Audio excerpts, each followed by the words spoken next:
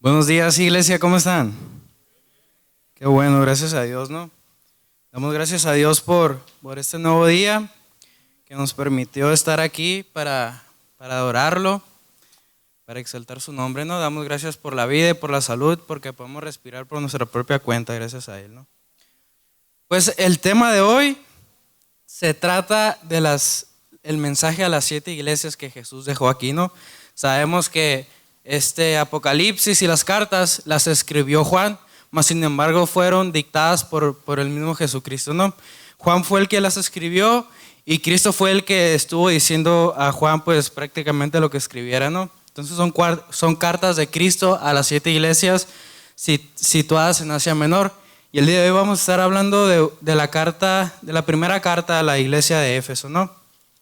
Pues Éfeso era una ciudad muy conocida, de hecho ya se conocía esta ciudad antes en la Biblia. Conocemos que ya se le había escrito una carta anteriormente, que es la libra de Efesios, ¿no? Pues esta carta, la verdad está muy entendible, no tiene nada así como algo muy misterioso, pues. Empezamos, la carta dice, Apocalipsis 2, dice mensaje a las 7 iglesias, el mensaje a Éfeso. Apocalipsis 2 dice, escribe al ángel de la iglesia en Éfeso. Entonces nos está hablando del pastor, porque si fuera, dice, escribe al ángel de la iglesia. Si hubiera dicho, escribe el ángel de la iglesia, entonces estaría hablando de Jesús, ¿no? Pero nos está hablando aquí del pastor, que Juan le escriba al pastor de la iglesia. El que tiene las 7 estrellas en su diestra, el que anda en medio de los 7 candeleros de oro, dice esto. Yo conozco tus obras. Tenemos aquí la primera palabra, yo conozco tus obras.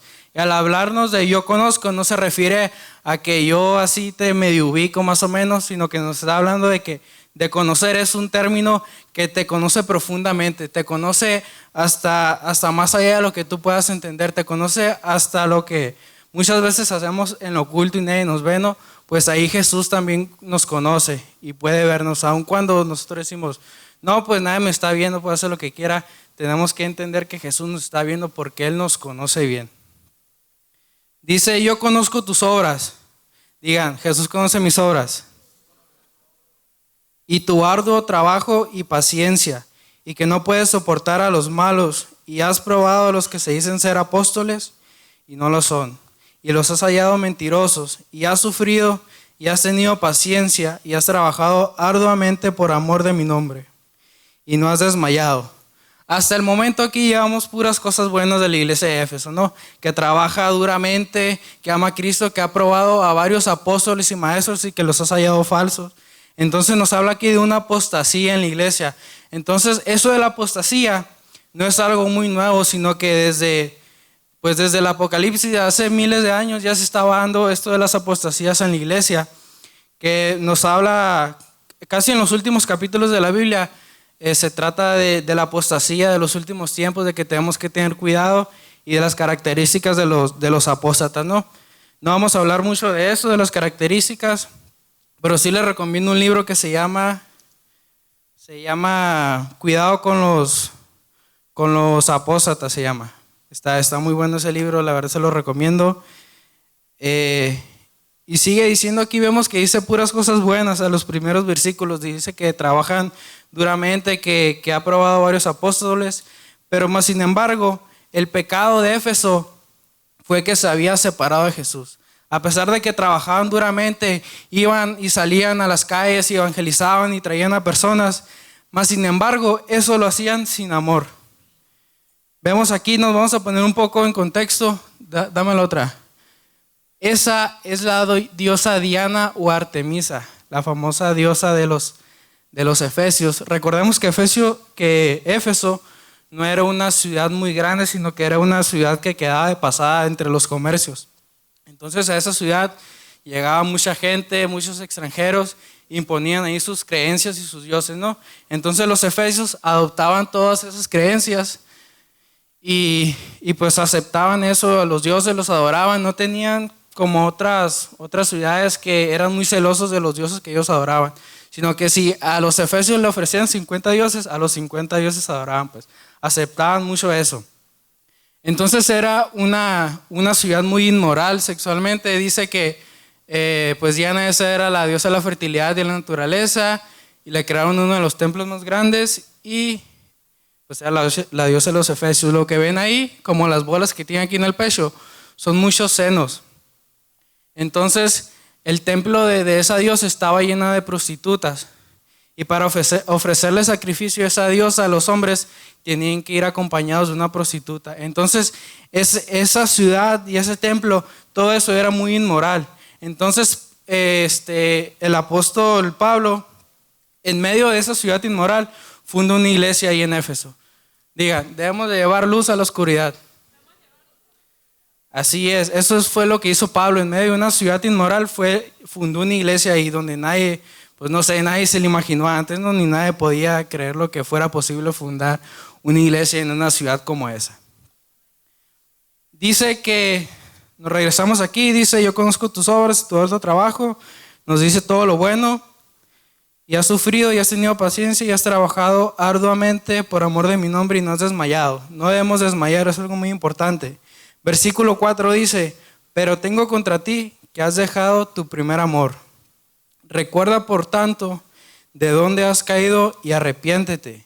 Ya las primeras obras, pues si no, vendré pronto a ti y quitaré tu candelero de su lugar. Sino que vendré pronto a ti y quitaré tu candelero de su lugar, si no te hubieres arrepentido. Entonces esta iglesia no era una iglesia floja ni que estaba dormida, era una iglesia muy, muy activa. Era una iglesia que estaba en movimiento continuo, que no se dormía, que siempre estaba alerta de los falsos maestros, de los falsos apóstoles, y los probaba y trabajaba arduamente por la iglesia de Cristo. Pues iban a las calles, evangelizaban y todo, mas sin embargo eso que hacían, lo hacían sin amor. Porque dice ahí Cristo en la carta que les escribió que se apartaron de Él, que se apartaron del primer amor. Y esto es algo que está muy de moda en las iglesias, ¿no?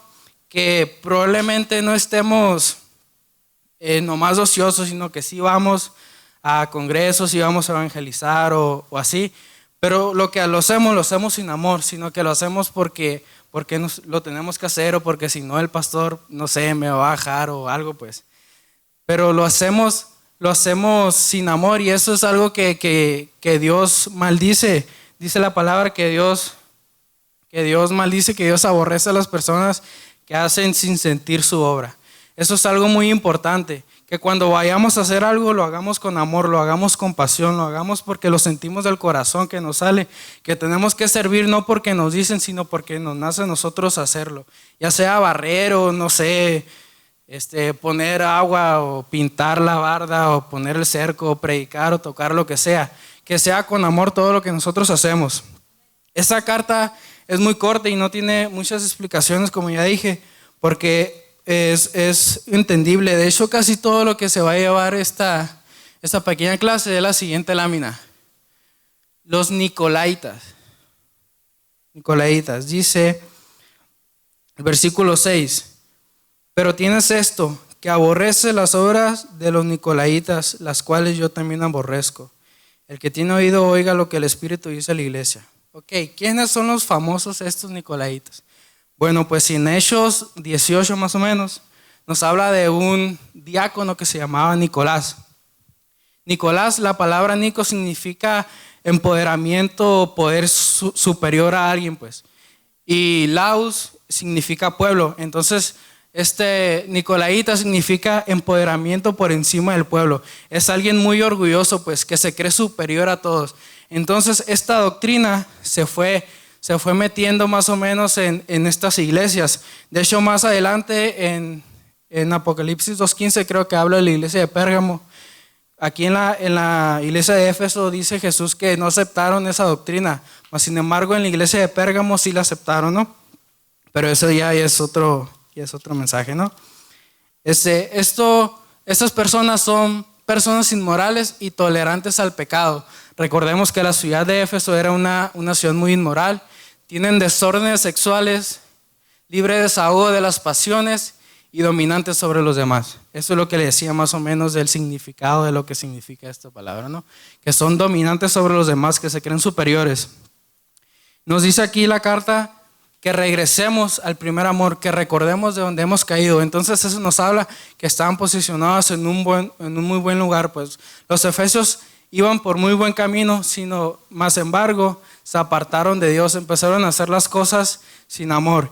Y eso es algo que pues cuando estamos en la iglesia puede pasar y nosotros no nos damos cuenta, pues que de repente estamos haciendo las cosas en automático. Y eso es algo que Dios pues no le cae muy bien que digamos, ¿no?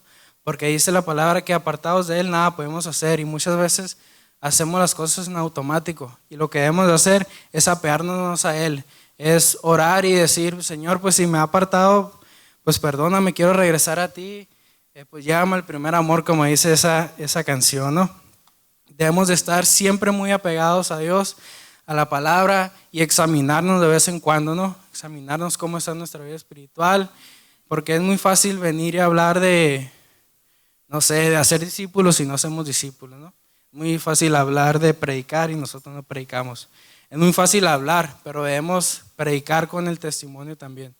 Eso es lo que nos lleva el camino de la santidad, ¿no? Pues ya con eso estoy terminando. Como les dije, esta carta es muy corta, ¿no? No tiene mucha explicación, sino que nos insista, nos exhorta a regresar a nuestro primer amor. A pesar de que tengamos cosas buenas, de que nosotros digamos, no, pues nosotros estamos bien, estamos yendo a predicar a las cárceles, estamos, no sé, yendo a evangelizar, pero muchas veces estamos haciendo las cosas sin sentirlas, ¿no? Y eso es algo muy importante que Dios nos exhorta, que regresemos a nuestro primer amor. Es todo por mi parte.